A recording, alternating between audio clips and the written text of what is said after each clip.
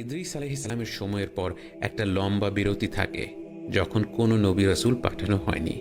সেই সময়টায় শয়তান অত্যন্ত কুটিল এবং দীর্ঘমেয়াদী পরিকল্পনা নিয়ে সমাজে পাপ ছড়িয়ে দেওয়ার উদ্দেশ্যে নেমে পড়ে। মানুষ সেই সময় লেখালেখি ও আঁকাআঁকি করতে পারে। সে মানুষের সেই দক্ষতা কাজে লাগিয়েই তাদেরকে শিরকের দিকে ঠেলে দেওয়ার চেষ্টা করে।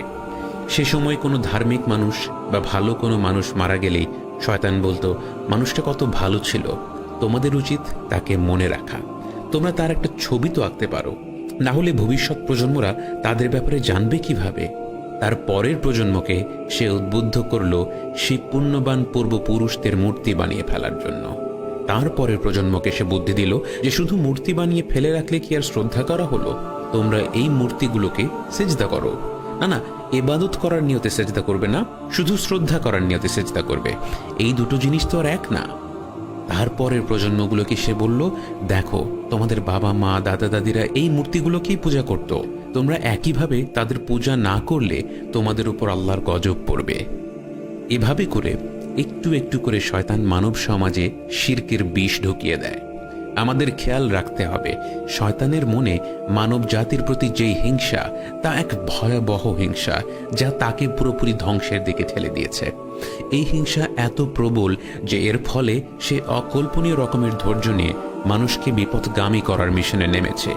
তারই ধারাবাহিকভাবে মানুষকে ধোঁকা দেওয়ার কৌশল আমাদের সব সময় মাথায় রাখা উচিত, যেন আমরা নিজেদের সমাজের দিকে তাকিয়ে বুঝতে পারি শয়তান বর্তমান সময়ে কিভাবে কাজ করছে। এবং শয়তানের আরেকটি কৌশল হচ্ছে মানুষকে হতাশ করে ফেলা।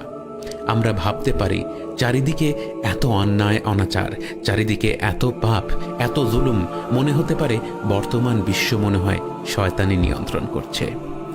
এটা একটা ধোঁকা, কারণ গোটা মহাবিশ্বের নিয়ন্ত্রণ একমাত্র আল্লাহর হাতে।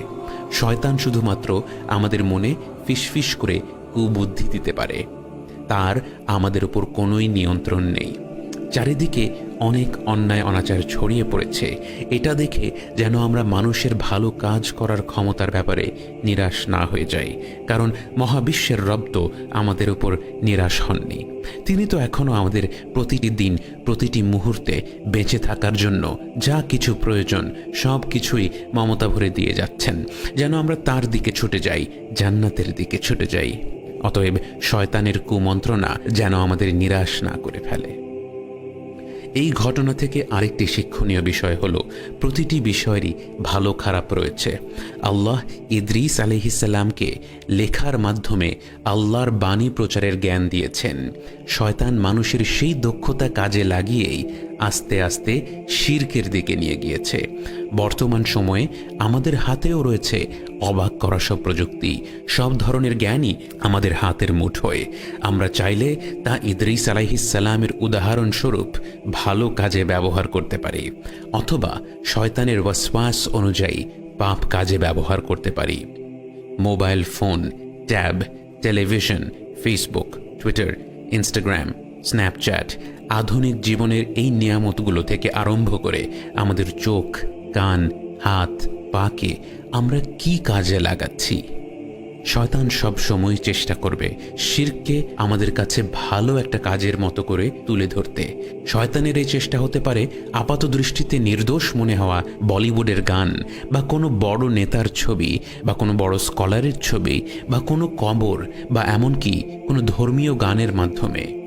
শয়তানের এই ফাঁদ থেকে বাঁচার একমাত্র উপায় হলো আমাদের দিনকে শুদ্ধভাবে জানা এবং সর্বক্ষণ আল্লাহ তাআলার কাছে শিরক এবং রিয়া থেকে আশ্রয় চাওয়া।